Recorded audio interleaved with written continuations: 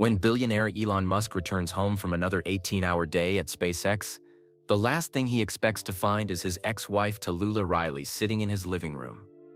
They haven't spoken in 8 years. She's getting married to someone else, and she's carrying a secret that will shatter everything he thought he knew about their past. What Tallulah reveals in a manila envelope will force Elon to confront the most devastating choice he never knew he made, and the daughter he never knew he lost.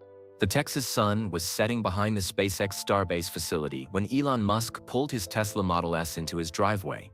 His white button-down shirt was stained with grease from the Raptor engine test, and his hands still smelled like rocket fuel. It had been another 18-hour day, but the new engine design was finally working.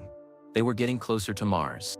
As he grabbed his laptop bag from the passenger seat, something made him stop. There was another car in his driveway. A silver BMW with California plates. His heart skipped a beat as he recognized the license plate number. Tia Lu. No way, he whispered to himself, his hands suddenly shaking. Through the large glass windows of his minimalist Boca Chica home, he could see movement inside. A woman with long blonde hair sat on his gray couch, talking to Maria, his housekeeper. Even from 50 feet away, he knew exactly who it was. Tallulah Riley. His ex-wife, the woman he'd married twice and divorced twice, the woman he hadn't spoken to in 8 years. Elon's legs felt weak. He leaned against his car, trying to catch his breath. Why was she here? What could she possibly want after all this time? His mind raced through possibilities. Was she sick? Did she need money? That didn't make sense. Tallulah had her own successful acting career and had never asked him for anything after their divorces. Maybe something happened to her family back in England. He pulled out his phone and almost called his security team. Then he stopped. If Tallulah wanted to hurt him, she would have done it years ago when the tabloids were offering millions for dirt on their marriage. She wasn't that kind of person. The front door opened, and Maria stepped outside. Her usually cheerful face looked worried, and her eyes were red like she'd been crying. "Mr. Musk," she said in her soft Mexican accent, walking quickly toward him. "Thank God you're home. Miss Riley has been waiting for 3 hours. She says it's very important." 3 hours? Elon looked at his watch. It was almost 9 p.m. Why didn't she call first? "She tried, sir. Your phone was off during the engine test." Elon remembered. He always turned off his phone during important SpaceX tests. Too many distractions from reporters, enviders, and Twitter notifications. But what if this had been an emergency? "Did she say what she wants?" he asked, still not moving toward the house. Maria shook her head. "She just keeps saying she should have come sooner. She seems very sad, Mr. Musk. Very nervous." Elon stared at the house where his ex-wife waited. The last time he'd seen Tallulah was in a Los Angeles courthouse in 2016, signing their second divorce papers. They'd barely looked at each other that day. Both of them were exhausted from trying to make their marriage work twice and failing both times. He remembered their first meeting in 2008 at that London nightclub. Tallulah had been 22, fresh-faced and full of dreams about acting. He'd been 37, newly divorced from Justine, and drowning his sorrows in expensive whiskey. She'd laughed at his jokes about electric cars when nobody else thought Tesla would succeed. Their first wedding in 2010 had been magical. They'd married at Dornoch Cathedral in Scotland, with bagpipes playing and Tallulah looking like a fairy tale princess. But fairy tales don't survive 18-hour workdays and the stress of building rocket ships. Their second wedding in 2013 had been smaller, more desperate. They both hoped that love could overcome their problems. But Elon was still working constantly, still choosing Tesla and SpaceX over quiet dinners and long conversations. By 2016, they were done for good, or so he'd thought. "Is she alone?" Elon asked Maria. "Yes, sir. No security, no lawyers. Just her." That was strange. In their divorce proceedings, Tallulah had always brought her attorney. She was too tired to face him alone unless this was something personal. Elon took a deep breath and started walking toward the house. Each step felt heavier than the last. Through the window, he could see Tallulah turn toward the door. Even from a distance, he could tell she looked older. Her face was thinner, more serious. Success in Hollywood had changed her. His hand trembled as he reached for the door handle. This morning, his biggest worry had been rocket engine efficiency. Now he was about to face the woman who'd once called him the love of my life and my greatest mistake in the same sentence. He pushed open the door and stepped inside. The house smelled like Maria's coffee and something else. Tallulah's perfume. The same lavender scent she'd worn throughout both their marriages. Tallulah stood up from the couch slowly. She was wearing a simple black dress and no jewelry except for small silver earrings. Her hands were clasped together like she was trying to stop them from shaking. "Hello, Elon," she said softly, her British accent still making his name sound musical. "Tallulah." His voice came out rougher than he'd intended. "This is unexpected." They stared at each other across the room. 8 years of silence stretched between them like an ocean. Elon noticed tiny lines around her eyes that hadn't been there before. She noticed his hair was grayer, his face more tired. "Please sit down," she said, gesturing toward the chair across from her. "We need to talk." "About what?" Elon remained standing, his defenses up. "If this is about money or business, it's not." Tallulah's voice was firm but gentle. "It's about something I should have told you years ago. Something I've been carrying alone for too long." She sat back down and reached into her purse. Elon watched as she pulled out an old manila envelope with his name written on it in handwriting he didn't recognize. "What is that?" Tallulah looked up at him, and he saw something in her eyes he'd never seen before. Not anger or sadness, but a deep, exhausting weight, like she'd been holding up the world for years and was finally ready to set it down. "Elon," she whispered, tears starting to form in her eyes, "I need to tell you something I should have told you years ago. Something that changes everything." The envelope shook in her hands as she held it out to him. Elon stared at it, frozen. Whatever was inside that envelope had driven his ex-wife to travel from Los Angeles to rural Texas and wait 3 hours just to see him.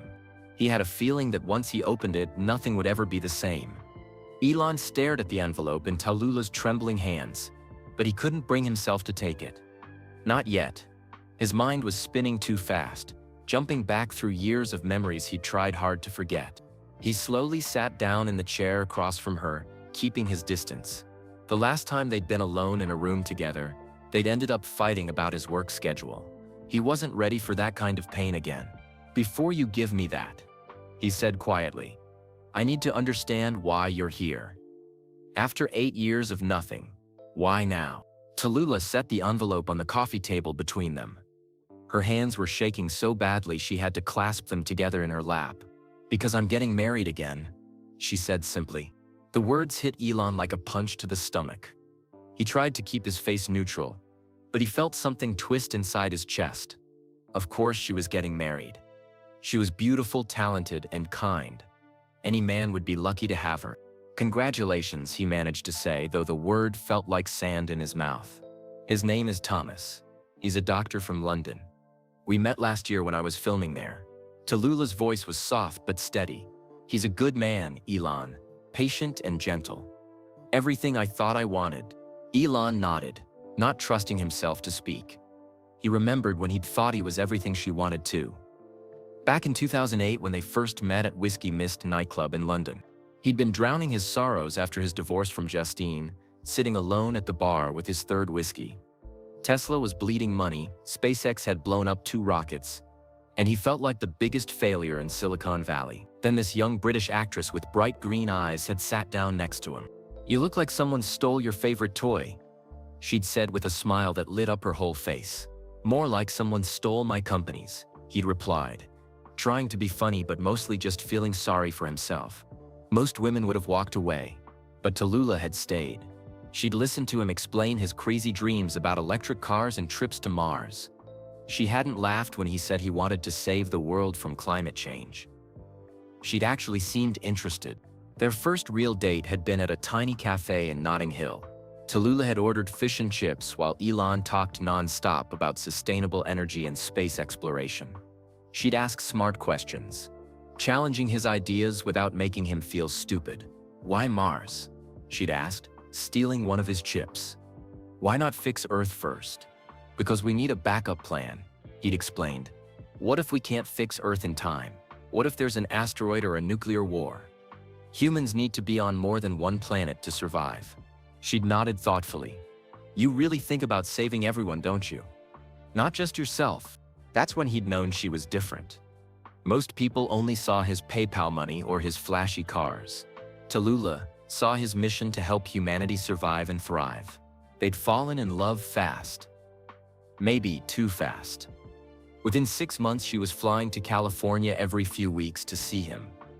Within a year, she'd moved to Los Angeles to be closer to him. By 2010, they were planning their wedding. The ceremony at Dorna Cathedral had been like something from a movie. Tallulah had worn her Grenvers wedding dress, and bagpipe players had filled the ancient stone church with music. Elon had never been happier in his life. But happiness didn't last. By 2011, Tesla was in production hell with the original Roadster. Elon was sleeping at the factory 4 nights a week, living on energy drinks and stress. SpaceX was preparing for its first mission to the International Space Station, and every detail had to be perfect. Tallulah had tried to be understanding at first. She'd bring him dinner at the office and sit quietly while he worked on engineering problems. But gradually, she'd started feeling like a stranger in her own marriage. "It's like you're married to your companies instead of me," she'd said during one of their last fights in 2012. "I feel like I'm competing with rockets and cars for your attention." "You don't understand the pressure I'm under," he'd shot back. "If Tesla fails, thousands of people lose their jobs. If SpaceX fails, we lose our chance to make humans a multi-planet species. This is bigger than just us." "But what about our life together?" she'd asked, tears in her eyes. "What about starting a family someday? What about just being happy?" Elon had looked at her like she was speaking a foreign language. Happy? How could he be happy when there was so much work to do? Climate change was accelerating. Space exploration was stalling. Every day he wasted was a day humanity fell further behind. Their divorce in 2012 had been brutal but quick. No kids, no shared assets worth fighting over. Just 2 people who'd loved each other but couldn't figure out how to build a life together. The strangest part was how much he'd missed her afterward.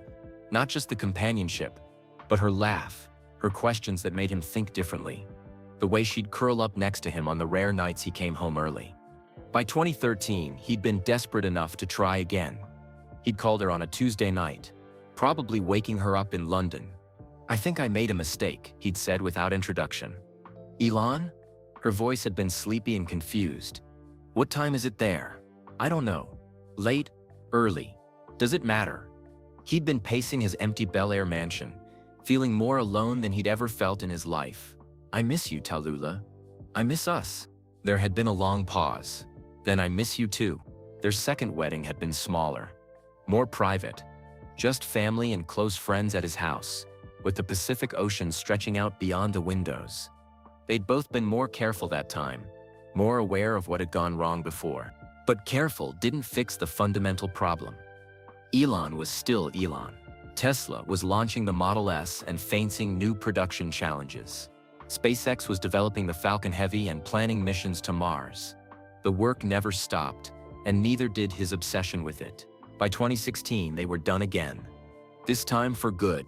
"I love you," Tallulah had said on their final day in court, signing the papers that would legally end their marriage forever. "But I can't live in the shadow of your dreams anymore. I need someone who chooses me first sometimes." Those words had haunted him for 8 years. Now, sitting across from her in his Texas house, Elon realized she'd found someone who chose her first. This Thomas person who was patient and gentle. Everything Elon had never learned how to be. "I'm happy for you," he said, and was surprised to find he almost meant it. "You deserve someone who can give you what I couldn't." Tallulah's eyes filled with tears. "That's just it, Elon. You did give me something. Something I've never told you about. Something I should have told you years ago." She reached for the envelope again, her hands steadier now. "Before I marry Thomas, before I start fresh with someone new, I need to be honest about our past. All of it." Elon's heart started beating faster. What could she possibly have hidden from him? They'd been married twice. They'd shared everything. Their dreams, their fears, their bodies, their bank accounts. Hadn't they? Tallulah opened the envelope with careful fingers, like she was defusing a bomb. Inside, Elon could see papers and what looked like photographs. "There's something about our marriage that you never knew," she said softly. "Something that happened in the fall of 2012, right before our first divorce. She pulled out a photograph and held it toward him. Her hands were shaking again, something that changes everything. Elon reached for the photograph with trembling fingers. But before he could take it, his phone buzzed loudly on the coffee table. The sound made both of them jump. The screen lit up with urgent notifications. Tesla's stock was dropping in after-hours trading. Something about production delays on the new Model Y. His SpaceX team needed approval for tomorrow's Starship test flight. The Neuralink engineers were waiting for his review of the latest brain chip data. "I have to take this," Elon said automatically, his hand moving toward the phone.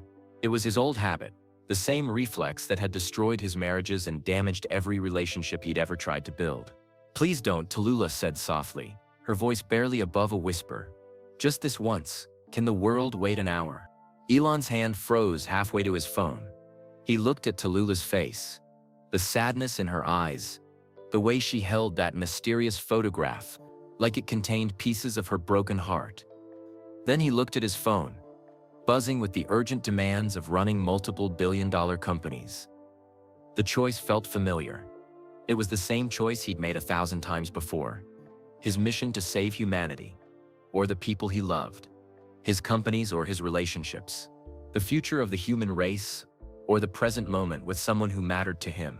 He'd always chosen the companies. Always chosen the mission. And every time, he'd lost a little piece of his soul. Elon picked up his phone and switched it to silent mode. The notifications kept flashing, but he couldn't hear them anymore. "You're right," he said, setting the phone face down on the table. "They can wait."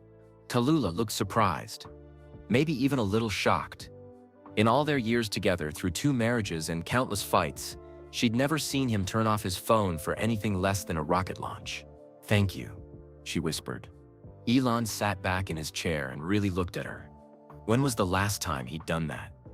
Just looked at another person without thinking about his next meeting or the next problem to solve? The house felt strange in its silence. Usually it was filled with the sounds of his work. Conference calls with engineers, videos of rocket tests, the constant ping of messages from his teams around the world. Now there was just the soft hum of the air conditioning and the distant rumble of SpaceX test engines in the background. He realized how empty his life had become. The house was beautiful but cold, like a museum instead of a home. No family photos on the walls, just framed pictures of rockets and awards from Time magazine. No evidence that anyone actually lived here besides him and Maria. At 52 years old, Elon was one of the richest men in the world.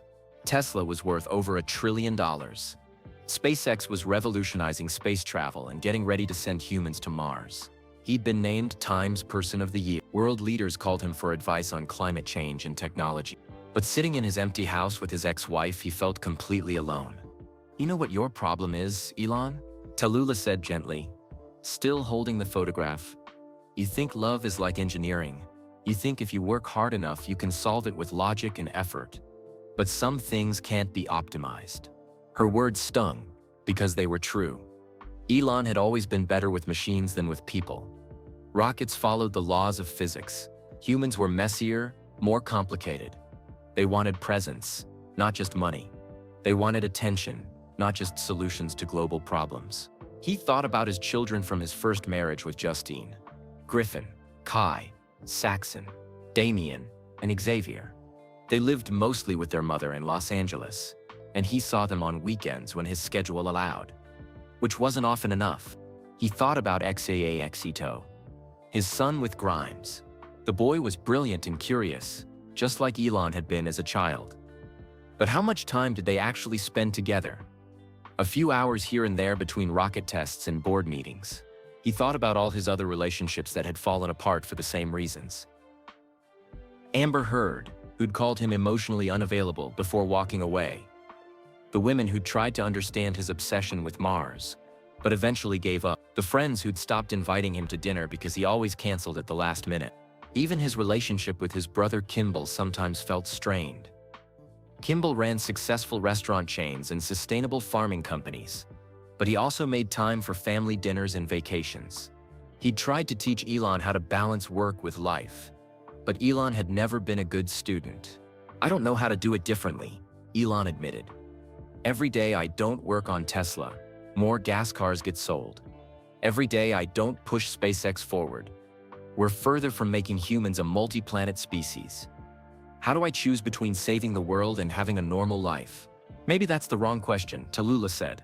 Maybe the question is, what good is saving the world if you destroy yourself in the process? Elon thought about his father, Elon Musk, back in South Africa. Errol had been brilliant too, an engineer and pilot who taught Elon to love technology. But he'd also been cold and distant, more interested in his projects than his family. Maybe it was a family pattern, passed down from father to son like a genetic curse.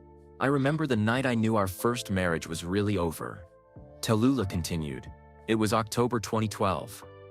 You'd been sleeping at the Tesla factory for 3 weeks straight, working on Model S production problems. I hadn't seen you except for 20 minutes here and there. Elon remembered that time. Tesla had been burning through cash while struggling to manufacture their first mass-market car. If they'd failed, the company would have gone bankrupt and taken his entire fortune with it. Thousands of employees would have lost their jobs. The dream of sustainable transportation would have died. I made dinner reservations at Nobu, Tallulah said. Our favorite place. I got dressed up, put on the perfume you liked. I was gonna tell you something important, something that could have changed everything for us. What were you going to tell me? Elon asked, though he had a sinking feeling he already knew the answer.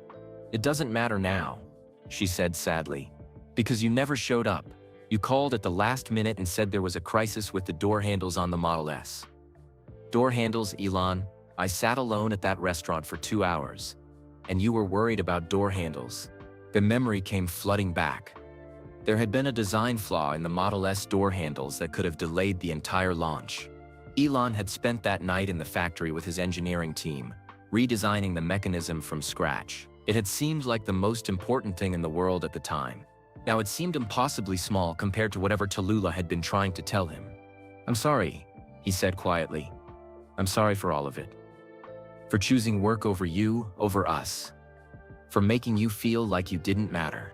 I know you are, Tallulah said, but sorry doesn't change what happened. Sorry doesn't bring back the years we lost. She looked down at the photograph in her hands, and Elon saw a teardrop onto the surface. There's something else you need to understand, she said. That night at Nobu when you didn't show up, I wasn't just planning to tell you I loved you. I wasn't just planning to ask for more time together. She took a shaky breath and looked directly into his eyes. I was planning to tell you that I was pregnant. The words hit Elon like a physical blow. The room seemed to spin around him as the implications sank in. Pregnant. In 2012, during their first marriage, Tallulah had been pregnant with his child. What happened? He whispered, his voice barely audible. Tallulah held up the photograph with trembling hands. Through his shock, Elon could see it showed a tiny baby in a hospital bed, surrounded by medical equipment. This is what happened, she said, tears flowing freely now. This is what I've been hiding from you for 8 years. Elon stared at the photograph in Tallulah's hands, his mind struggling to process what he was seeing. The image showed a tiny baby lying in what looked like a hospital incubator. Tubes and wires connected to machines surrounded the small form. Even in the dim lighting of his living room, he could see the baby's chest rising and falling with mechanical help. I don't understand, he whispered, reaching for the photo with shaking hands. Tallulah let him take it, wiping tears from her cheeks. Her name was Luna, she said softly. Luna Musk. The words hit him like a rocket explosion. Her? He looked closer at the photo, trying to see details through his shock. We had a daughter? For 6 hours and 12 minutes, Tallulah said, her voice breaking. That's how long she lived. Elon felt like he couldn't breathe. The photograph showed a hospital bracelet around the baby's tiny wrist that read Baby Riley, with a date from September 15, 2012. Just 2 months before their first divorce was finalized. September 2012, he said numbly, trying to remember what he'd been doing that month. I was at the Tesla factory in Fremont. We were having problems with the Model S production line. The door handles kept jamming and the battery packs weren't fitting properly. I know, Tallulah said quietly. You were working 18-hour days. You came home twice that week, and both times you fell asleep on the couch still wearing your work clothes. The memories came flooding back. September 2012 had been one of the worst months in Tesla's history. They were burning through cash while struggling to build their first mass-market electric car. Every day of delay cost them millions of dollars and brought them closer to bankruptcy. Elon had been sleeping at the factory most nights, living on energy drinks and stress. SpaceX was preparing for their first commercial cargo mission to the International Space Station. The Dragon spacecraft had to be perfect. One mistake could end their NASA contract and destroy the company. "When did you find out you were pregnant?" he asked, still staring at the photo of the daughter he'd never known existed. "July," Tallulah said. "I took 3 different tests to be sure. I was scared and excited and confused all at the same time. Why didn't you tell me right away?" Tallulah looked out the window toward the SpaceX facility, where floodlights illuminated the massive Starship rocket. "I tried to, Elon. I really did. Remember that dinner I planned at Nobu in October? I'd been practicing what to say for weeks." Elon remembered that dinner, the one he'd missed because of the door handle crisis. "You said you had something important to tell me. I was going to tell you about the baby. I'd even bought a little SpaceX onesie to surprise you with." Her voice got smaller. "But when I finally got your attention that week, you said you weren't ready for more children. You already had 5 boys with Justine, and you said that was enough for any man." The memory slammed into him like a physical blow. He had said that they'd been arguing about starting a family someday, and he'd been stressed about Tesla's production problems. He'd spoken without thinking, without considering how his words might hurt her. "I was going to tell you the next week anyway," Tallulah continued. "I had it all planned out. I was going to make your favorite dinner and show you the ultrasound pictures. But then what? Then I started bleeding." Her voice dropped to a whisper. "It was a Tuesday morning. You'd already left for the factory. I called 911 and drove myself to Cedars-Sinai Hospital." Elon tried to remember that Tuesday in September, but all those days blended together in his memory. Endless meetings about production quotas and supply chain problems. Technical reviews of the Dragon spacecraft. Conference calls with investors who were getting nervous about Tesla's cash burn rate. "I was in labor for 14 hours," Tallulah said. "The doctors said Luna was too small, born too early. Her lungs weren't developed enough. They put her on life support and said we'd have to wait and see." "Where was I?" Elon asked, though he dreaded the answer. "At SpaceX. There was a problem with the Dragon's heat shield, and you were working with the engineering team to fix it. I called your office, but your assistant said you were in a crucial meeting and couldn't be disturbed unless someone died." The irony was brutal. Someone had been dying, his own daughter, but no one knew to tell him. "I tried calling your cell phone, but it went straight to voicemail. You always turned it off during important launches." Elon remembered his rule about phones during critical SpaceX operations. Too many distractions from reporters and investors trying to get inside information. He'd thought he was protecting his companies from corporate espionage, but he'd actually be cutting himself off from the most important call of his life. "So you went through it alone?" "Not completely alone," Tallulah said, surprising him. "Someone came to the hospital. Someone who held Luna when she died." "Who?" Tallulah reached into the envelope again and pulled out something else. "A small hospital blanket, soft and pink.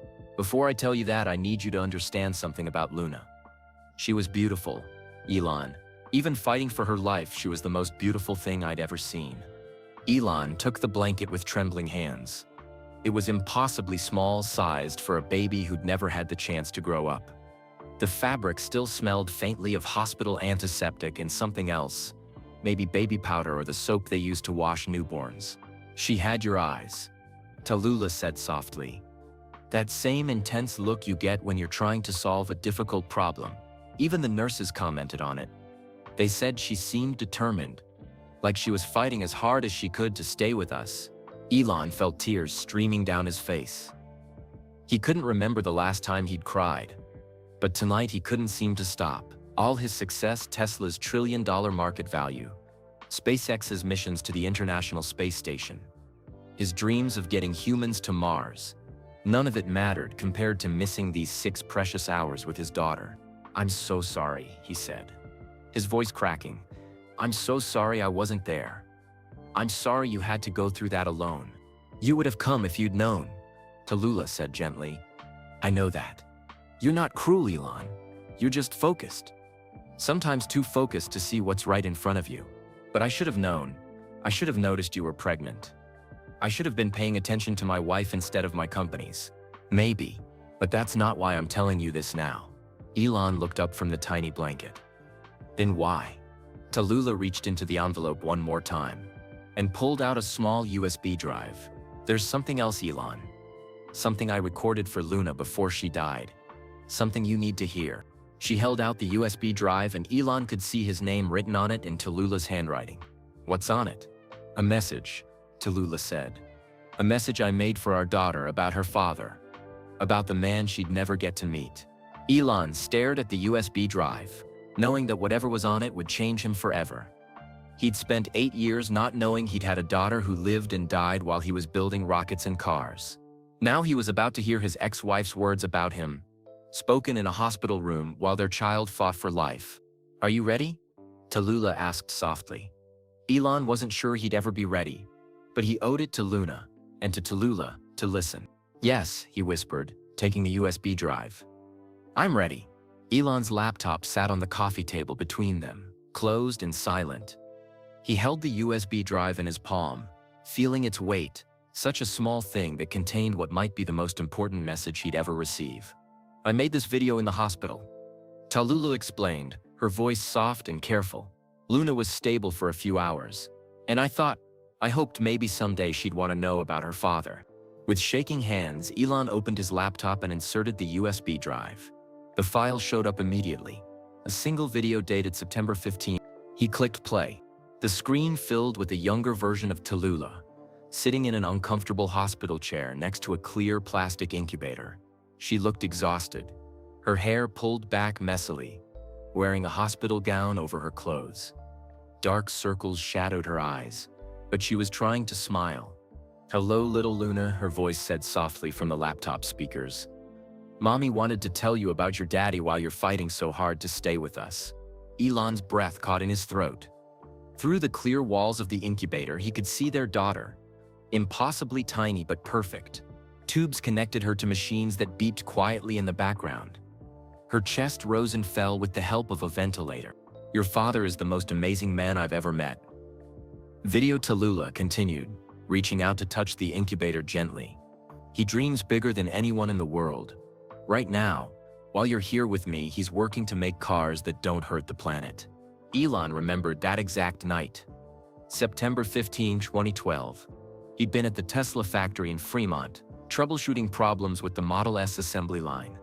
The automated systems kept jamming, and they were weeks behind their production schedule. He'd worked until dawn, sleeping on a couch in his office for 2 hours before starting again.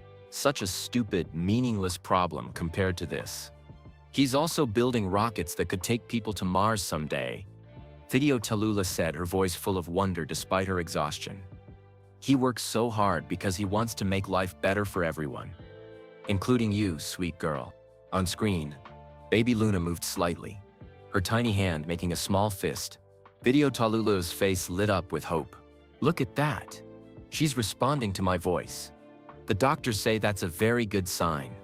Present-day Tallulah, sitting next to Elon on the couch, whispered, She did that every time I talked about you, like she was listening. In the video, Tallulah leaned closer to the incubator. Your daddy isn't perfect, Luna. Sometimes he gets so focused on saving the world that he forgets about the people right in front of him. But his heart is good. He just shows love differently than most people. Elon felt tears streaming down his face. Even in her pain, even carrying this enormous secret alone, Tallulah had been defending him to their dying daughter. He grew up in South Africa, Video Tallulah continued, and he was bullied at school for being different. Kids would beat him up because he was small and smart and dreamed about things they didn't understand.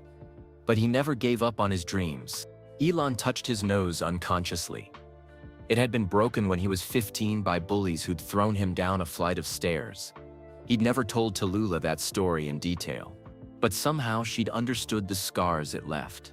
When your daddy was your age, the video continued, he almost died from a terrible disease. The doctors didn't think he would make it. But he fought just like you're fighting now, Luna. Musk babies are strong. Elon had forgotten about his childhood pneumonia.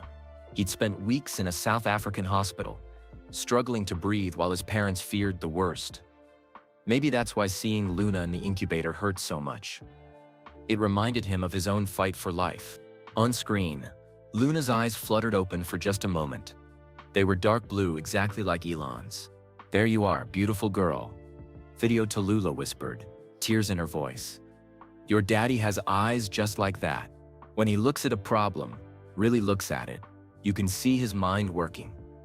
The nurses here say you have that same look." The video jumped forward several hours. The timestamp now read 8:47 a.m. Tallulah looked even more tired, but she was still talking to Luna. "I called your daddy's office again," she said. "His assistant said he's in an important meeting about getting people to space. Isn't that amazing, Luna? Your father is literally reaching for the stars." Elon remembered that meeting.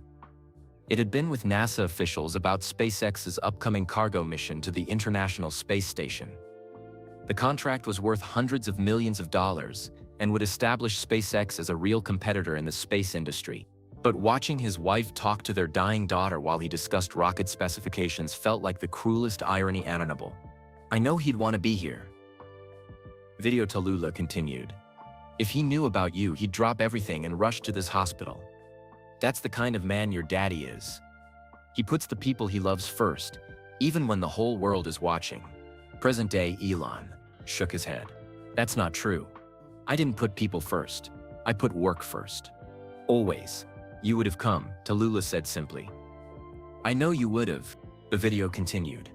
"Your daddy and I fell in love because we both believe in impossible things," Video Tallulah said. "He believes humans can live on other planets.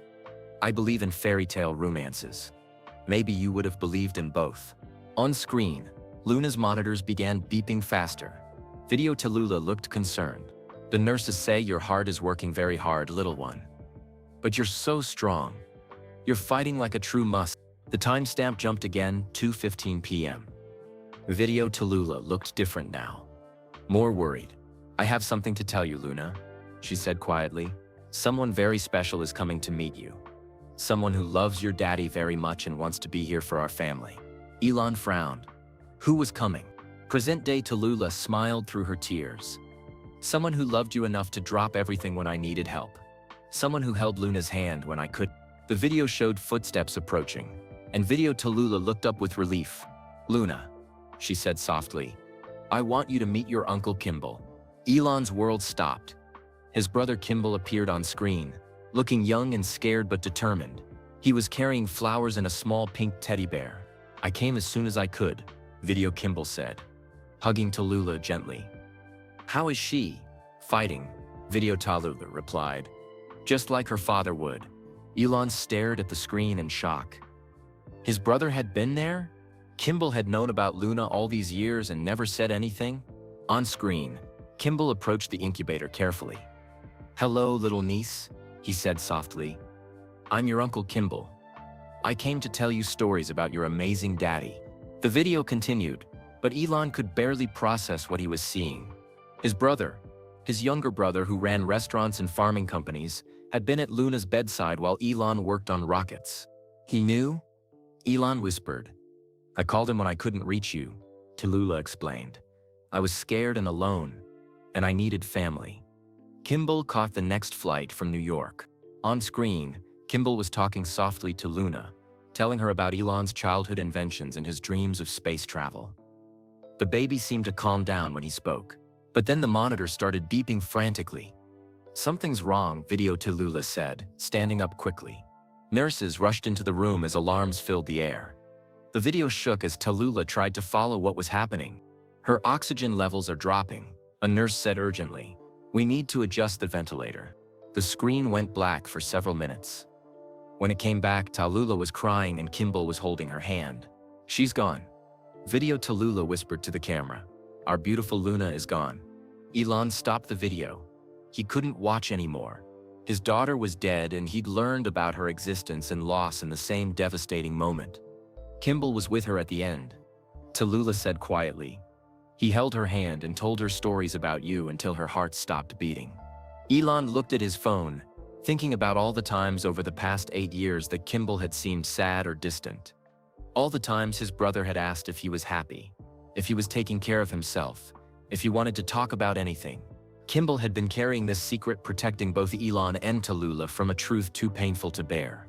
"Why didn't he tell me?" Elon asked. Because he loves you, Tallulah said simply. And he knew that learning about Luna in 2012 might have destroyed you when Tesla and SpaceX needed you most. Elon sat in stunned silence, trying to process everything he just learned. His daughter had died 8 years ago while he worked on rockets. His brother had been there, holding Luna's hand in her final moments, and both Tallulah and Kimble had kept this secret to protect him during the most crucial time in his company's history. He was right, Elon said quietly, his voice hollow. Learning about Luna in 2012 would have destroyed me. Tallulah nodded. Tesla almost went bankrupt that year. SpaceX was one failed mission away from losing everything. You were barely holding it together as it was. Elon remembered those dark months. Tesla had been burning through millions of dollars while struggling to produce the Model S. Every week brought new problems. Supplier delays, manufacturing defects, software glitches. He'd mortgaged his houses and borrowed money just to keep the company alive. SpaceX hadn't been much better. Their Dragon spacecraft had to work perfectly on its first cargo mission to International Space Station. One mistake would end their NASA contract and destroy years of work. The pressure had been crushing. I was sleeping 3 hours a night, Elon said, living on caffeine and stress. Some days I wasn't sure if I was going to have a heart attack or a nervous breakdown first. That's exactly why Kimble asked me to wait, Tallulah explained. He said you were like a man walking on a tightrope. One more weight might have made you fall, and then the world would have lost Tesla and SpaceX. The sacrifice hit Elon with full force. His family had given up their right to grieve openly so that he could save his companies and continue his mission to help humanity. Luna had died so that millions of people could someday drive electric cars and humanity could become a multi-planet species. But I should have been there, he said, his voice breaking. She was my daughter. Nothing else should have mattered. You're wrong, Tallulah said firmly. Look around you, Elon. Tesla has saved millions of tons of carbon emissions. SpaceX has made space travel routine. Thousands of people have jobs because you didn't give up in 2012. Luna's sacrifice helped save the planet. The words should have comforted him, but they only made the guilt heavier. He thought about all the awards he'd received since then. Time Person of the Year, recognition from world leaders, billions of dollars in company valuations. All of it built on the foundation of his daughter's death. Does it matter if we save the world if I can't save the people I love? He asked. Outside, the SpaceX Starship stood ready for tomorrow's test flight, gleaming under floodlights. It represented everything Elon had worked for. Humanity's next step toward becoming a multi-planet species. But looking at it now, he wondered if the cost had been too high. His phone buzzed with another urgent message. Tesla's stock was still dropping. The Neuralink team needed decisions about clinical trials. His assistant was asking about tomorrow's schedule with investors and government officials. For the first time in his adult life, Elon didn't care about any of it. I've been such a fool, he whispered, chasing Mars while missing what was right in front of me. You're not a fool, Tallulah said gently. You're a man with an impossible mission who's carried more weight than any human should. But maybe it's time to share that weight with other people. Elon thought about his other children. His 5 sons with Justine lived mostly with their mother in Los Angeles. He saw them on weekends when his schedule allowed, which wasn't often enough. Little X with Grimes was brilliant and curious. But how much time did they actually spend together between rocket tests and board meetings? Am I making the same mistakes with my other kids? He asked. I don't know, Tallulah said honestly. But you could change that. You're still young, Elon. Your children still need you. It's not too late to be present for them. The idea terrified him almost as much as rocket explosions once had. How do you balance saving humanity with being a good father? How do you choose between the urgent needs of your companies and the quiet needs of your family? I don't know how, he admitted. Start small, Tallulah suggested. Maybe turn off your phone during dinner. Maybe take a weekend off once a month. Maybe ask your kids what they want instead of assuming you know. Elon's phone buzzed again. This time it was a text from Kimble. Hope your evening is going well, brother. Remember to take care of yourself. The message that would normally seem routine now carried 8 years of hidden meaning. Kimble had been watching over him all this time, protecting him from a truth too painful to bear. He texts me like that every few weeks, Elon realized. Asking if I'm happy, if I'm taking care of myself. I thought he was just being a worried brother. He was, Tallulah said. But he was also carrying the weight of knowing what you'd lost. Every time you seemed stressed or lonely, he probably thought about Luna. Elon imagined his brother at family dinners, watching Elon work through meals or take calls during conversations. Kimble, who'd held Luna's hand as she died, watching his older brother make the same choices that had kept him away from the hospital. There's something else you should know, Tallulah said quietly. Kimble visits Luna's grave every year on September 15th. He brings flowers and tells her about SpaceX's latest missions. The image of his brother silently mourning a niece while protecting Elon from the truth broke something deep inside. Elon had always prided himself on being strong, on carrying the weight of his companies and dreams alone. But Kimble had been carrying this secret burden for 8 years out of love and loyalty. Where is she buried? Elon asked. Westwood Village Memorial Park, near UCLA. It's a small grave with a simple headstone. Kimble picked the spot because you can see the mountains from there. And Luna always seemed peaceful when I talked about your dreams of reaching higher. Elon had driven past that cemetery hundreds of times on his way to meetings in Los Angeles. His daughter had been resting there for 8 years while he rushed past, focused on the next rocket launch or product deadline. I want to see her, he said. I know, and I think you should. But first, there's something else. Tallulah reached into her purse one final time and pulled out another envelope. This one sealed with wax. Kimble made me promise to give you this only if I ever decided to tell you the truth, she said. He wrote it the day after Luna died. Elon stared at the envelope. His brother's handwriting on the front simply said, for Elon. When you're ready. What does it say? I don't know, I promised never to read it. But Kimble said if you ever learned about Luna, you'd need to hear something from him. Elon took the envelope with trembling hands. Whatever was inside would be the final piece of this devastating puzzle.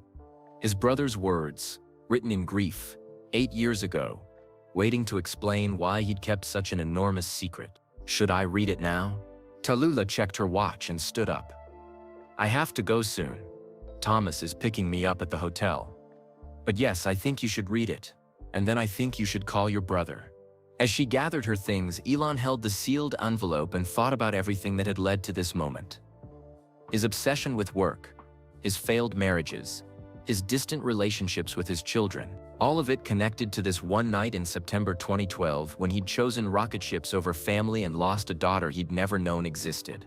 Tallulah, he said as she reached for her coat. I'm sorry for all of it. For not being there when you needed me. For not being the husband you deserved. For not knowing about Luna. I know you are, she said softly. But sorry isn't enough anymore, Elon.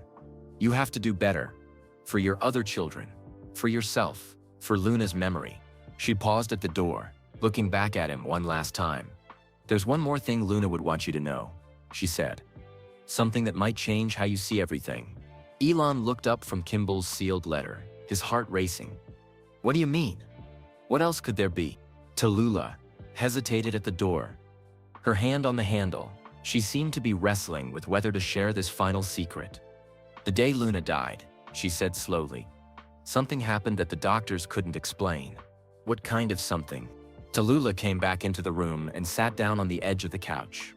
Her heart had stopped. Elon, for almost 2 full minutes. The machines went flat, and the doctors were preparing to call the time of death. Elon felt his chest tighten. But she lived for 6 hours. You said 6 hours and 12 minutes. That's because her heart started beating again. Strong and steady. Like she was fighting to stay with us. The doctors called it unexplainable. They said in 30 years of medicine they'd never seen anything like it. The room felt colder suddenly. Outside, the wind was picking up, making the windows rattle slightly. Elon stared at Tallulah, trying to understand what she was telling him. When did this happen? Around noon. I'd been sitting with her all morning, talking and reading to her. Then suddenly, all the alarms went off. Nurses rushed in, but there was nothing they could do. Luna was gone. Tallulah's voice got softer, more mystical.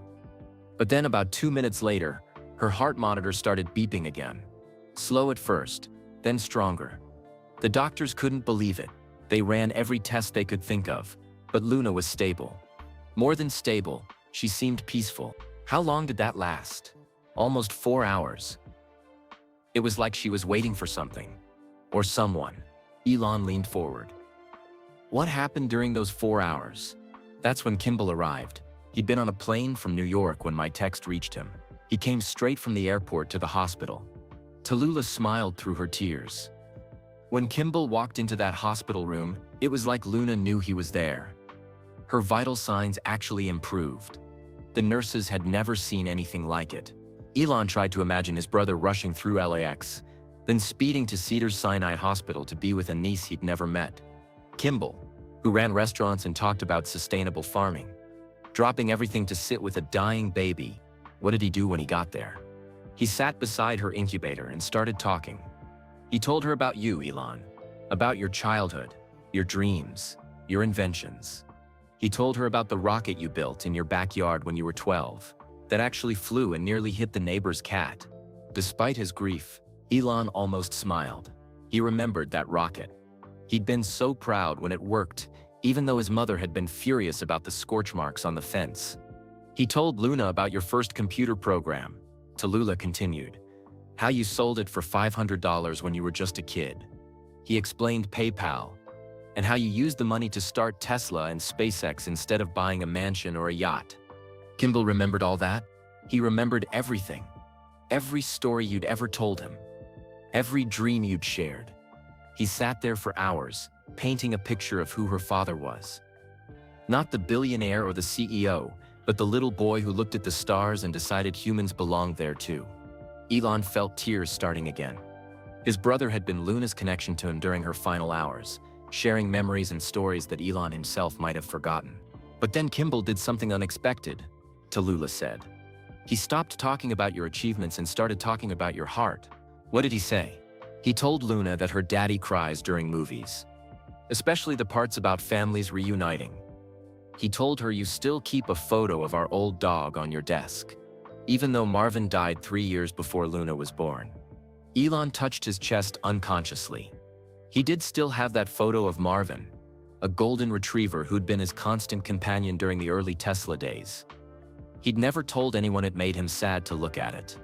Kimble told her you once drove 4 hours to return a lost wallet to a stranger because it had photos of their children inside. He said you work so hard because you're scared. Scared of what? Scared that humanity won't survive unless someone pushes us forward. Scared that we'll destroy Earth before we can reach the stars. Scared of being ordinary when the world needs extraordinary. The words hit deep because they were completely true.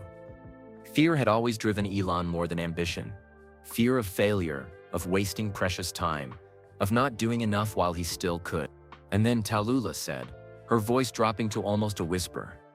Kimble told Luna the most important thing. He said her daddy's greatest fear wasn't business failure or rocket explosions. His greatest fear was being alone. Elon felt like he couldn't breathe. He said that? He said that despite all your success, despite changing the world, you were fundamentally lonely. That all your dreams of Mars and electric cars wouldn't mean anything if you had no one to share them with. The truth of it was devastating. Elon had spent his whole adult life surrounded by engineers and executives and reporters, but he often felt completely alone. Success had isolated him almost as much as failure would have. That's when something amazing happened. Tallulah said. Luna opened her eyes. Not just opened them, she looked directly at Kimble like she understood every word. The nurses said newborns can't focus like that, but Luna did. What did she do? She looked at him with your exact expression, Elon. That same intense, thoughtful gaze you get when you're trying to solve a complex problem. For almost a minute, she just stared at Kimble like she was memorizing his face. Elon could picture it. His daughter, impossibly small but with the same determined look that had gotten him through countless challenges and failures. And then Kimble leaned close to the incubator and whispered something I couldn't hear. Something just for Luna. What did he say? I asked him once, years later when I was feeling particularly sad about everything. He said he'd made Luna a promise. What kind of promise? Tallulah's voice was barely audible now. He promised her that her daddy would learn to present for the people he loves. That losing her would teach you what really matters. That her sacrifice wouldn't be in vain. The words hung in the air between them. Elon looked around his empty house, thinking about all the relationships he'd damaged through his obsession with work. His sons with Justine, little X with Grimes. Even his friendship with Kimble sometimes suffered because Elon was always distracted by the next crisis or opportunity. "I don't think I kept that promise," he admitted. "Maybe not yet," Tallulah said gently. "But it's not too late. You're 52 years old, Elon. Your children still need you. There are still people who love you and want to be part of your life." She stood up again, and this time Elon knew she was really leaving. "Thomas will be here soon, pick me up. But I want you to know something before I go." "What?" Luna wasn't alone when she died. After Kimble made his promise, she seemed to settle like she'd been waiting to deliver a message and finally could rest. She died peacefully 10 minutes later, looking toward the door like she was still waiting for someone. The implication was clear but unspoken. Luna had been waiting for her father. But when Elon couldn't come, she'd accepted Kimble as his representative for their final goodbye. "Do you think she knew?" Elon asked. "Do you think she understood that I would have come if I'd known?" "I think she knew exactly who her father was," Tallulah said firmly. "A man trying to save the world even if it meant he couldn't save himself." Outside, headlights swept across the windows as a car pulled into the driveway. Thomas, arriving to pick up his fiancée and take her back to their new life together. Elon walked Tallulah to the door, still holding Kimble's unopened letter and Luna's tiny pink blanket. At the threshold, she turned and hugged him gently. "I hope telling you this brings you peace," she said. "Luna's gone, but the love doesn't have to be. And the promise Kimble made? It's never too late to keep it." As Thomas's car pulled away, Elon stood alone in his doorway, holding the last physical pieces of the daughter he'd never known. Tomorrow, SpaceX would test another rocket designed to carry humans to Mars. But tonight, he finally understood that the most important journeys happen right here on Earth, in the space between two hearts. He looked down at his brother's letter knowing it contained the final piece of this impossible puzzle. Whatever Kimble had written 8 years ago would explain everything. The secret, the sacrifice, and maybe, finally, the path toward forgiveness. Elon closed the door and walked back to his living room, carrying Kimble's letter like it might explode. The house felt different now, not empty but full of ghosts. Luna's presence seemed to linger in the air, along with 8 years of unspoken grief. He sat down on the couch where Tallulah had been and carefully broke the wax seal on the envelope. Inside was a single sheet of paper, covered in his brother's familiar handwriting. The date at the top read September 16, 2012, the day after Luna died. "Dear Elon, if you're reading this, it means Tallulah has decided you're ready to know about Luna. I hope I made the right choice in asking her to wait. I was with your daughter when she died, brother. I held her tiny hand and told her about the amazing man her father is. I told her about how you used to stay up all night reading about rockets when we were kids in Pretoria. I told her how you sold your first company to help start X.com, and how you put every penny into Tesla and SpaceX even when everyone said you'd fail. I told her that her daddy is trying to save the world, and that's why he couldn't be there. Not because he didn't love her, but because he loves everyone so much that sometimes the weight crushes him." Elon had to stop reading. His vision was blurry with tears, and his hands were shaking so badly he could barely hold the paper. Kimble had understood. Even in 2012, his younger brother had seen through all the stress and pressure to the heart of who Elon really was. He wiped his eyes and continued reading. "She was so beautiful, Elon. She had your eyes. That same intense look you get when you're solving a problem. Even fighting for her life, she seemed determined. Like a true Musk." The nurses kept saying they'd never seen a baby so small fight so hard. "I know you'll blame yourself when you learn about this. You'll run through 1,000 scenarios of how you could have been there. But I need you to understand something. Luna knew she was loved. In those final moments, I made sure she knew her father was a hero, even if he was a hero who had to be somewhere else." Elon thought about that September day in 2012. He'd been at SpaceX headquarters in Hawthorne, working with his engineers on the Dragon spacecraft's heat shield. They'd discovered a potential problem that could have caused the capsule to burn up during re-entry from the International Space Station. Fixing it had seemed like the most important thing in the world. Now it felt like arranging deck chairs on the Titanic while his daughter drowned in a hospital across the city. "Don't let this destroy you, brother. Don't let guilt about the past stop you from living in the present. The world needs what you're building, but your family needs you too. Find the balance I know you can find. I've watched you carry impossible burdens since we were children. You've always believed it was your job to fix everything, save everyone, solve every problem, but you can't do it alone anymore. Elon, Luna's death taught me that even heroes need help sometimes. Elon remembered how Kimble had been different after September 2012. More protective, more likely to ask about Elon's happiness instead of just his business success. His brother had been watching for signs that Elon was cracking under the pressure, ready to step in if needed. I made Luna a promise before she died. I promised her that I would take care of you the way you've taken care of the world. I promised her that someday you'd learn what I've always known, that love isn't about grand gestures or changing the planet. Love is about showing up. Love is about being present. Maybe Luna's purpose wasn't to live a long life. Maybe her purpose was to teach us both what really matters. You've spent your whole life reaching for the stars, Elon. But sometimes the most important things are right here on Earth. The letter was getting harder to read through his tears. But Elon forced himself to continue. I know you're probably angry that I kept this secret. You're probably wondering how I could lie to you for so long. But brother, this wasn't a lie, it was protection. In 2012, you were barely holding on. Tesla was weeks away from bankruptcy. SpaceX was one failed mission away from losing everything.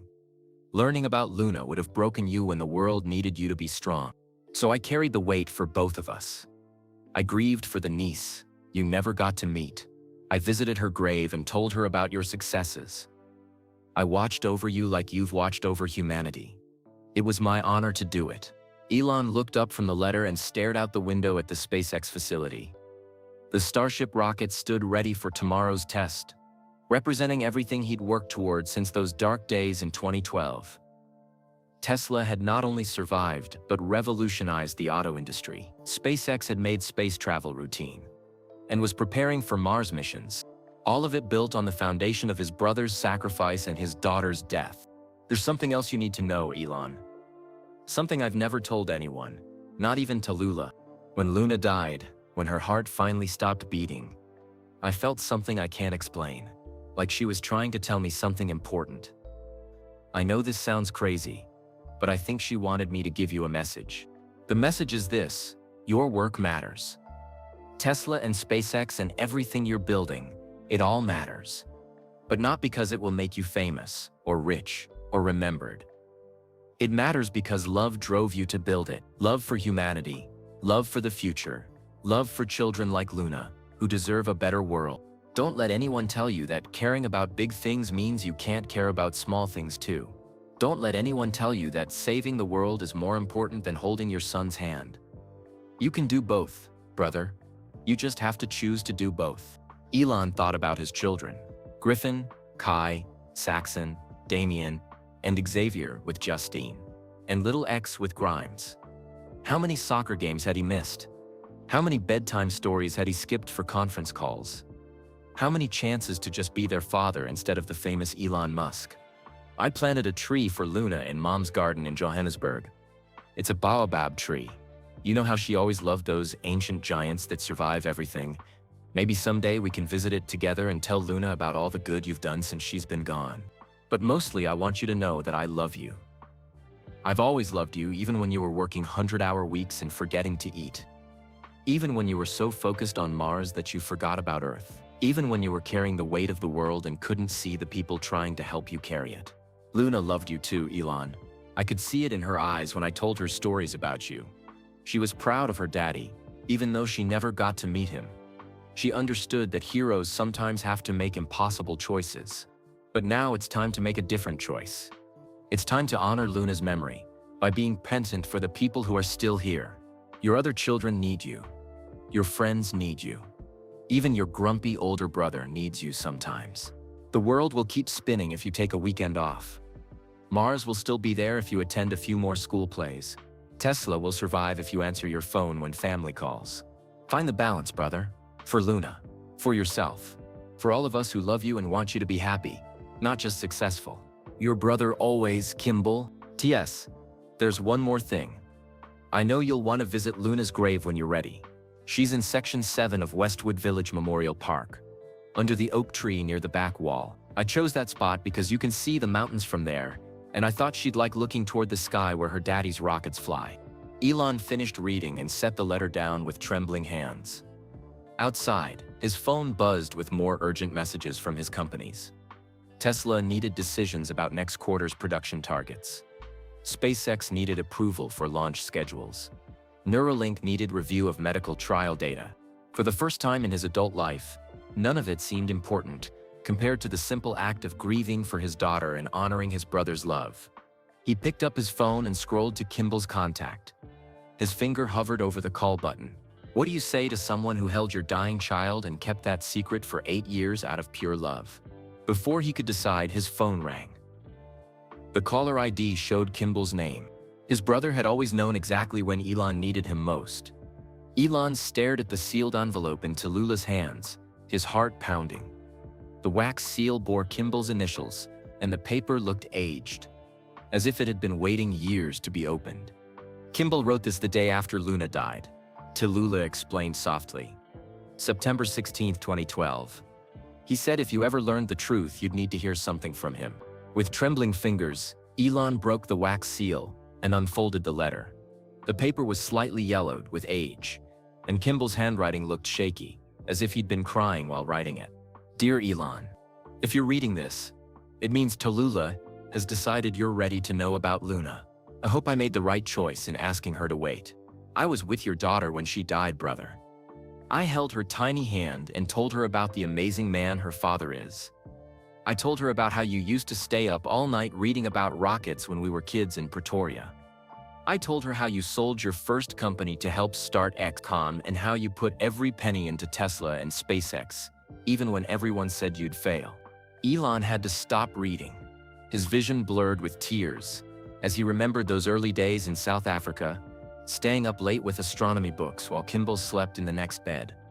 His brother had been watching him dream about the stars even then. "I told her that her daddy is trying to save the world and that's why he couldn't be there. Not because he didn't love her, but because he loves everyone so much that sometimes the weight crushes him." The words hit like a physical blow. Even in his grief, Kimble had been defending Elon to their dying niece, explaining his absence in the most generous way possible. "She was so beautiful, Elon. She had your eyes. That same intense look you get when you're solving a problem. Even fighting for her life, she seemed determined. Like a true Musk." Elon touched his face unconsciously, trying to imagine Luna with his same dark blue eyes, his same stubborn expression. A daughter who'd inherited his determination but would never get to use it. "I know you'll blame yourself when you learn about this. You'll run through 1,000 scenarios of how you could have been there. But I need you to understand something. Luna knew she was loved. In those final moments, I made sure she knew her father was a hero, even if he was a hero who had to be somewhere else." Tallulah watched Elon read, seeing the pain and wonder cross his face with each line. She'd never read the letter herself, keeping her promise to Kimble, but she could guess what it contained from the expression on Elon's face. "Don't let this destroy you, brother. Don't let guilt about the past stop you from living in the present. The world needs what you're building, but your family needs you too. Find the balance I know you can find. I've watched you carry impossible burdens since we were children. You've always believed it was your job to fix everything, save everyone, solve every problem. But you can't do it alone anymore. Elon. Luna's death taught me that even heroes need help sometimes." Elon looked up from the letter, his face wet with tears. He understood. Even in 2012, he understood better than I did. "Kimble's always seen you clearly," Tallulah said gently. "Even when you couldn't see yourself." Elon continued reading. "I made Luna a promise before she died. I promised her that I would take care of you the way you've taken care of the world. I promised her that someday you'd learn what I've always known, that love isn't about grand gestures or changing the planet. Love is about showing up. Love is about being present. Maybe Luna's purpose wasn't to live a long life. Maybe her purpose was to teach us both what really matters. You've spent your whole life reaching for the stars, Elon, but sometimes the most important things are right here on Earth." The insight took Elon's breath away. His 6-hour-old daughter had somehow managed to teach him something that 52 years of life hadn't. That saving humanity meant nothing if you lost your own humanity in the process. I know you're probably angry that I kept this secret. You're probably wondering how I could lie to you for so long. But brother, this wasn't a lie, it was protection. In 2012, you were barely holding on. Tesla was weeks away from bankruptcy. SpaceX was one failed mission away from losing everything. Learning about Luna would have broken you when the world needed you to be strong. Elon remembered those dark months in vivid detail. Tesla had been hemorrhaging money while struggling to produce the Model S. Every day brought new crises. Supplier problems, manufacturing defects, software glitches. He'd mortgaged his houses and borrowed against everything just to keep the company alive. SpaceX hadn't been any better. Their Dragon spacecraft had to work perfectly on its first cargo mission to International Space Station. One technical failure would have ended their NASA contract and destroyed years of work. The pressure had been crushing, so I carried the weight for both of us. I grieved for the niece you never got to meet. I visited her grave and told her about your successes. I watched over you like you've watched over humanity. It was my honor to do it. The sacrifice hit Elon with full force. While he'd been sleeping on factory floors and living on energy drinks, Kimble had been carrying this enormous secret, protecting his older brother from a truth that might have destroyed him during the most crucial period in his company's history. There's something else you need to know, Elon. Something I've never told anyone. Not even Tallulah. When Luna died, when her heart finally stopped beating, I felt something I can't explain. Like she was trying to tell me something important. I know this sounds crazy, but I think she wanted me to give you a message. Elon leaned forward, reading more intently. The message is this: your work matters. Tesla and SpaceX and everything you're building. It all matters, but not because it will make you famous, or rich, or remembered. It matters because love drove you to build it. Love for humanity. Love for the future. Love for children like Luna, who deserve a better world. Don't let anyone tell you that caring about big things means you can't care about small things too. Don't let anyone tell you that saving the world is more important than holding your son's hand. You can do both, brother. You just have to choose to do both. The words resonated deep in Elon's chest. He thought about his other children: Griffin, Kai, Saxon, Damien, Xavier, and little X. How many soccer games had he missed for board meetings? How many bedtime stories had he skipped for conference calls? How many opportunities to just be their father instead of the famous entrepreneur? I planted a tree for Luna in Mom's garden in Johannesburg. It's a baobab tree. You know how she always loved those ancient giants that survive everything. The tree is small now, but someday it will be massive, providing shade for generations. Maybe that's Luna's real legacy. Not the life she lived, but the love she created. Elon could picture the baobab sapling in their mother May's garden, growing slowly but steadily under the South African sun. A living memorial to the granddaughter May would never get to meet. Maybe someday we can visit it together and tell Luna about all the good you've done since she's been gone. But mostly I want you to know that I love you. I've always loved you, even when you were working 100-hour weeks and forgetting to eat. Even when you were so focused on Mars that you forgot about Earth. Even when you were carrying the weight of the world and couldn't see the people trying to help you carry it. Elon looked up at Tallulah, who was watching him with gentle eyes. He's been protecting me all these years. Every time he asked if I was happy, every time he suggested I take time off, every time he seemed worried about me working too hard. He was honoring his promise to Luna. Tallulah finished. Taking care of you the way you take care of the world. Luna loved you too, Elon. I could see it in her eyes when I told her stories about you. She was proud of her daddy, even though she never got to meet him. She understood that heroes sometimes have to make impossible choices. But now it's time to make a different choice. It's time to honor Luna's memory by being present for the people who are still here. Your other children need you. Your friends need you. Even your grumpy younger brother needs you sometimes. Despite his tears, Elon almost smiled. Kimble had always been good at making light of heavy moments. The world will keep spinning if you take a weekend off. Mars will still be there if you attend a few more school plays.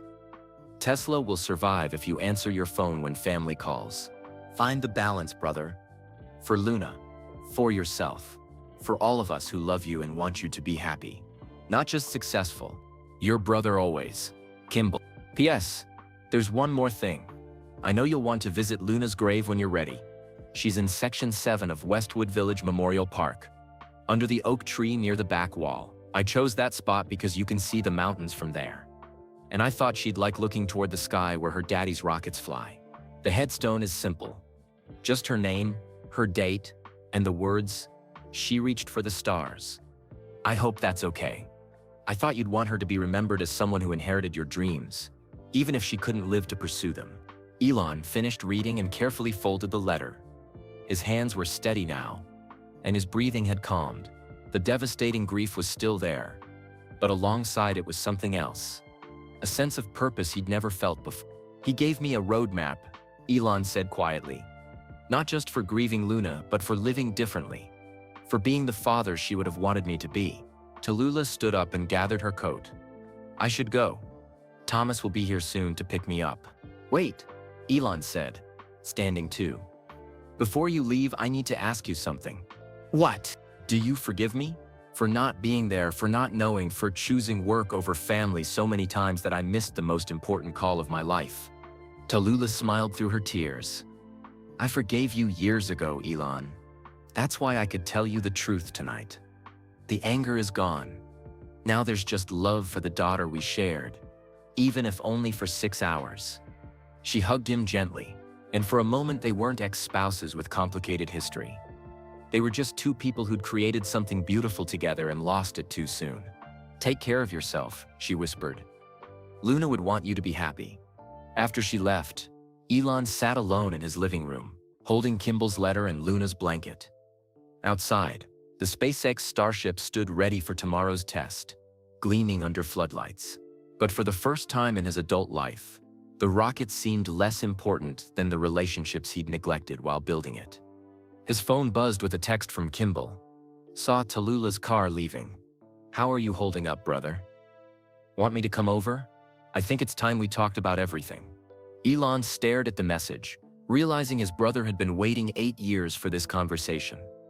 Kimble had carried this secret alone, watching over Elon from a distance, ready to step in whenever needed. Just like he'd stepped in at the hospital when Luna needed family and Elon couldn't be reached, Elon stared at his phone as it rang, Kimble's name flashing on the screen.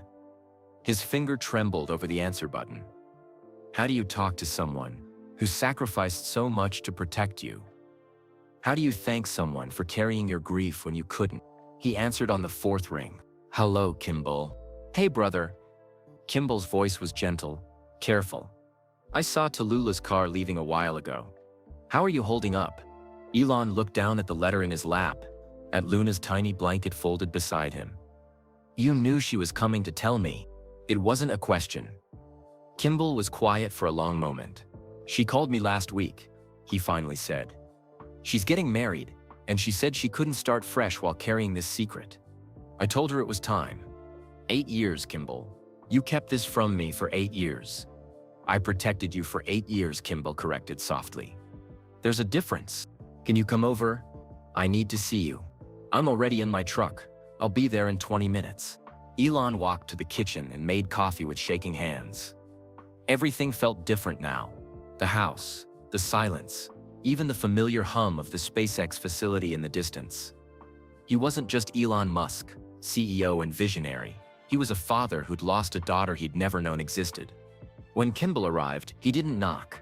He walked straight into the living room, carrying 2 paper bags from a nearby restaurant. "Figured you hadn't eaten," he said, setting the bags on the coffee table. "When's the last time you had a real meal?" It was such a Kimble thing to do, taking care of practical needs when emotions got overwhelming. Elon realized he couldn't remember his last meal. Maybe yesterday morning? The day felt like it had lasted a week. They sat across from each other, and Elon really looked at his brother for the first time in months. Kimble looked older, more tired. Gray streaked his brown hair, and there were lines around his eyes that hadn't been there before. The weight of keeping this secret had aged him too. "Tell me about that day," Elon said. "September 15th. Tell me everything." Kimble unwrapped a sandwich, but didn't take a bite. "I was in a board meeting in Mantan when I got Tallulah's text. I didn't even read the whole message. I just saw baby and hospital and booked the next flight to Los Angeles." "You dropped everything." Of course I did. She's family. Your family. Kimble looked directly at him. That's what family does, Elon. We show up for each other. The words stung, because Elon knew he hadn't always shown up. How many family dinners had he missed for work meetings? How many calls had he ignored because he was in important negotiations? When I got to Cedars-Sinai, Tallulah was falling apart. Kimble continued. She'd been there for almost 18 hours alone. She needed someone to be strong so she could finally break down. What was Luna like? Kimble's face softened. Beautiful and stubborn, just like you. The doctors kept saying she was too small, too early, but she kept fighting. Every time they thought she was giving up, she'd surprise them. Elon felt his chest tighten. Tallulah said her heart stopped. For about 2 minutes. The longest 2 minutes of my life. I thought we'd lost her. Tallulah was sobbing, and the doctors were preparing to call the time of death. Then suddenly, the monitors started beeping again. Kimble's voice got quieter. That's when I knew she was waiting for something. Or someone. So I started talking to her about you. What did you tell her? Everything I could remember. The rocket you built in our backyard that nearly burned down the neighbor's fence. The time you took apart Mom's radio to see how it worked. How you used to read encyclopedias for fun and explain quantum physics to anyone who'd listen. Despite his grief, Elon almost smiled. Those had been simpler times, when his biggest worry was whether his listed invention would actually work. I told her about PayPal and how you used the money to chase impossible dreams instead of buying a mansion. I told her about Tesla's mission to save the planet from climate change, and SpaceX's mission to make humans a multi-planet species. And then I told her the truth about her father. That you work 18-hour days because you're terrified we're running out of time. Terrified that if you don't push as hard as possible, future generations will pay the price for our mistakes. Kimble leaned forward. But I also told her something else. That despite all your success, your greatest fear isn't business failure. Your greatest fear is being alone. That all your achievements won't mean anything if you don't have people to share them with. The words hit like a physical blow. Elon stared into his coffee, watching steam rise from the dark surface. How had his younger brother always been able to see through him so clearly? That's when she opened her eyes. Kimble said softly. Really opened them, not just the reflexive movements babies make.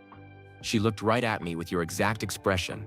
That intense focus you get when you're solving an impossible problem. What did you promise her? Kimble was quiet for a long time. When he spoke, his voice was barely above a whisper. I promised her that I'd take care of you. That I'd make sure you didn't lose yourself completely in your mission to save everyone else. I promised her that someday you'd learn what I've always known. That love isn't about grand gestures or changing the world. Love is about showing up. Elon felt tears starting again. I don't think I've kept that promise. Not yet, Kimble agreed. But you can start now. That's what Luna would want. They sat in comfortable silence for a while. Outside, the Texas night was clear and starry. Elon could see the Starship rocket illuminated by floodlights, ready for tomorrow's test. The sight that usually filled him with excitement now felt distant and cold. I want to visit her grave, Elon said finally. I hoped you would. I go every year on September 15th. We could go together this time. What do you do when you visit? I tell her about your latest projects. Last year, I explained the Starship design and how it's going to get humans to Mars. I told her that her daddy is still trying to save the world, one rocket at a time. Elon looked up from his untouched food. Do you think she knows? Do you think she understands what we're trying to build? I think she's proud of you, Kimble said simply, but I also think she wants you to be happy, not just successful. Elon's phone buzzed with another urgent message from Tesla. This time, instead of feeling pulled toward it, he felt annoyed by the interruption. For the first time in his adult life, there was something more important than work.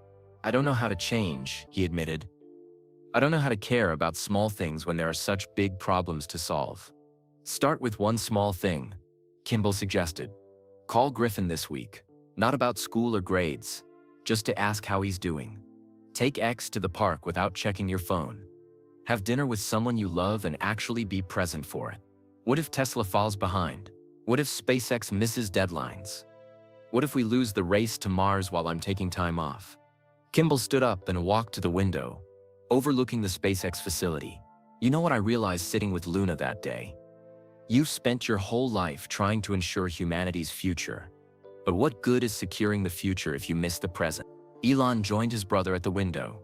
Together, they looked out at the Starship rocket, gleaming under floodlights. It represented everything Elon had worked toward. Humanity's next giant leap toward becoming a multi-planetary species. You built this incredible machine to carry humans to another world, Kimble said.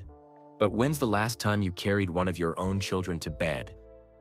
When's the last time you were present for a birthday party or a school play? The questions hurt because Elon couldn't remember. There had always been another crisis, another deadline, another world-changing project that needed his attention. I'm scared, Elon admitted. What if I slow down and someone else beats us to Mars? What if Tesla loses market share while I'm being a better father? What if taking time for family means failing in my mission? And what if working yourself to death means your children grow up without really knowing their father? Kimble countered. What if you reach Mars but have no one left who cares about sharing that victory with you? Elon thought about his children scattered across the country. Griffin, Kai, Saxon, Damien and Xavier living mostly with their mother in Los Angeles. Little X with Grimes, brilliant and curious but seeing his father only on weekends between rocket tests and board meetings. They probably think I don't love them, he said quietly. They think you love your work more than you love them, Kimble corrected. But that's not true, is it? You love them so much you're trying to build them a better world.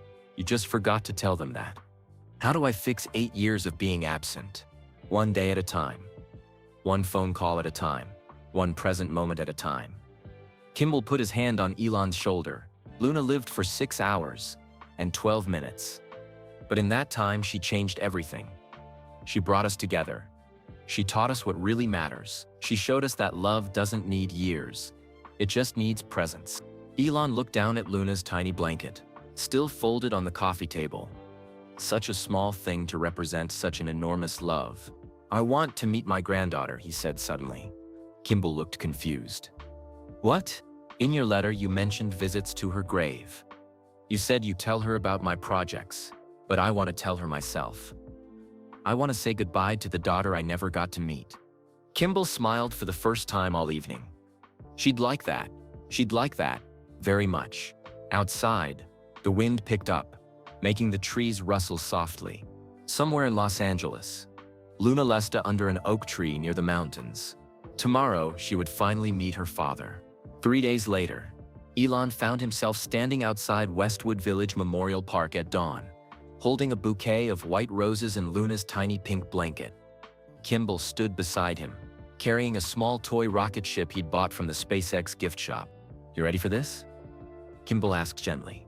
Elon nodded, though his hands were shaking.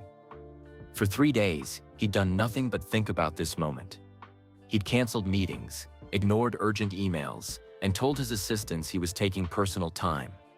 Tesla's stock had dropped another 2%. SpaceX had delayed tomorrow's Starship test. The world hadn't ended. They walked through the cemetery gates together, past rows of headstones and memorial gardens. The morning air was cool and fresh, carrying the scent of jasmine and eucalyptus trees. Birds chirped softly in the branches overhead. Section 7, Kimble said, guiding them toward the back of the cemetery. Under the oak tree. As they walked, Elon noticed how peaceful the place felt. Not sad or depressing, but quiet and restful. Like a place where souls could finally rest after fighting impossible battles. There, Kimble said, pointing to a small headstone under a massive oak tree. Elon's breath caught in his throat. The headstone was simple gray granite with elegant lettering.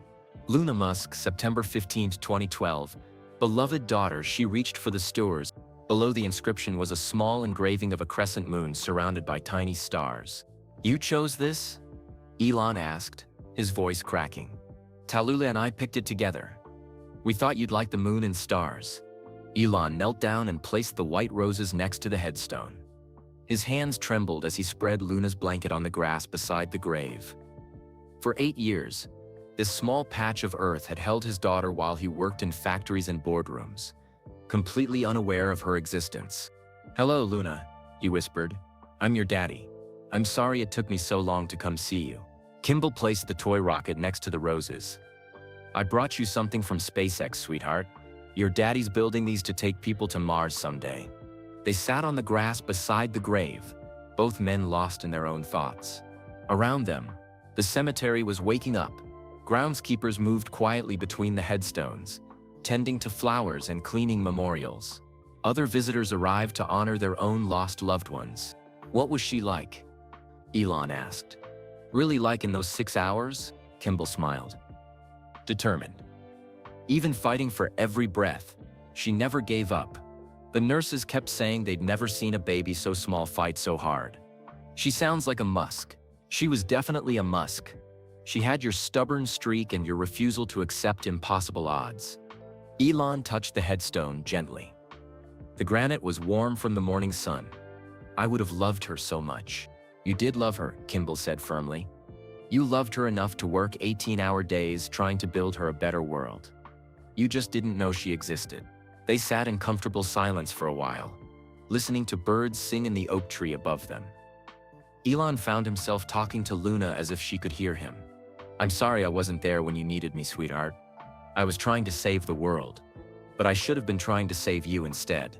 The wind rustled through the oak leaves, almost like a gentle response. I've made a lot of mistakes, Elon continued. I chose work over family too many times. I missed birthdays and bedtime stories and school plays. I thought saving humanity was more important than being present for the humans I already loved. Kimble watched his brother talk to the daughter he'd never known, seeing a side of Elon that few people ever witnessed. Not the brilliant CEO or the visionary entrepreneur, but simply a father grieving for his child. Your Uncle Kimble took care of you when I couldn't, Elon said to the headstone. He held your hand and told you stories about me. He's been taking care of me ever since, making sure I didn't forget how to be human while I was trying to help humanity. She knows, Kimble said softly. Somehow, I think she's always known. Elon pulled out his phone and showed Luna a photo of her half-brothers and little X. These are your siblings. Griffin, Kai, Saxon, Damien, Xavier, and X. They don't know about you yet, but someday I'll tell them. I'll tell them they have a sister who taught their father how to love. He scrolled through more photos, pictures of Starship rockets, Tesla factories, and Neuralink laboratories. This is what Daddy's been building. Cars that don't hurt the planet, rockets that can take people to other worlds, computers that might help paralyzed people walk again. I thought I was doing it for everyone, but really I was doing it for kids like you. A young mother walked past with her toddler, heading to another grave nearby. The little girl waved at Elon and Kimble, and they waved back. Life continuing, generations connecting across time and loss. I want to make you a promise, Luna, Elon said, his voice getting stronger. I promise I'll be a better father to your brothers and sister. I promise I'll remember that saving the future means nothing if I miss the present. I promise I'll show up for the people I love, the way Uncle Kimble showed up for you. Kimble felt tears in his eyes. After 8 years of carrying this secret, watching Elon work himself to exhaustion while missing the connections that mattered most, his brother was finally understanding what Luna had tried to teach them. I promise I'll visit you every year on your birthday, Elon continued. I'll tell you about SpaceX's latest missions and Tesla's newest cars. I'll tell you about your siblings and how they're growing up, and maybe someday when humans finally reach Mars, I'll tell you that we made it, that your daddy's crazy dream actually came true. The morning was getting warmer, and more people were arriving at the cemetery. But Elon wasn't ready to leave yet. For the first time in 8 years, he was exactly where he needed to be. He stood up slowly and kissed his fingertips, then pressed them to Luna's headstone. I love you, sweetheart. I'll always love you. And I'll try to be the father you deserved, for the children who are still here. As they walked back toward the cemetery entrance, Kimble put his arm around his brother's shoulders. How do you feel? Different, Elon said honestly. Sad, but also lighter somehow. Like I've been carrying a weight I didn't even know was there. That's grief. Leaving room for love, Kimble said. Luna's not gone, Elon. She's just in a different place now. But the love she created between you and Tallulah, between you and me, between you and your other children, that love is still here. They reached Elon's Tesla, and he paused before getting in. I need to call Griffin, he said suddenly, and Kai and Saxon and Damien and Xavier. And X, I need to tell them I love them and ask how they're really doing. They'll be surprised, Kimble warned. It might take time to rebuild those connections. I have time, Elon said. For the first time in my adult life, I have time for what really matters. As they drove away from the cemetery, Elon looked back at the oak tree where Luna rested. The morning sun was filtering through the leaves, casting dancing shadows on her grave. Tomorrow, SpaceX would test another rocket designed to carry humans to Mars. Tesla would continue revolutionizing transportation. Neuralink would keep working to merge human consciousness with artificial intelligence. But today, Elon Musk had learned the most important lesson of his life: that saving humanity's future means nothing if you lose your humanity in the present. That love doesn't require grand gestures or world-changing achievements. Love just requires showing up. Luna had lived for only 6 hours and 12 minutes, but in that brief time she had changed everything. She had brought together a family torn apart by ambition and success. She had taught them that presence matters more than presence, that being there matters more than being brilliant. And finally, after 8 years of secrets and grief and missed connections, her father was ready to honor her memory by learning to live as well as dream. That was the end of this emotional journey about love, loss, and learning what truly matters in life. Elon's discovery of Luna and his promise to honor her memory by being present for his living family reminds us that even the most successful people face profound personal struggles. We'd love to know where you're listening from. Drop your location in the comments below. If this touched your heart, please hit that like button and subscribe to our channel for more compelling tales about real people facing extraordinary circumstances. Most importantly, share this with your friends and family. In a world that often feels divided, these kinds of human experiences remind us of our shared capacity for love, sacrifice, and redemption. Your share could be exactly what someone needs to hear today. Thank you for joining us on this emotional journey. Until next time, remember, presence is the greatest present you can give to those you love.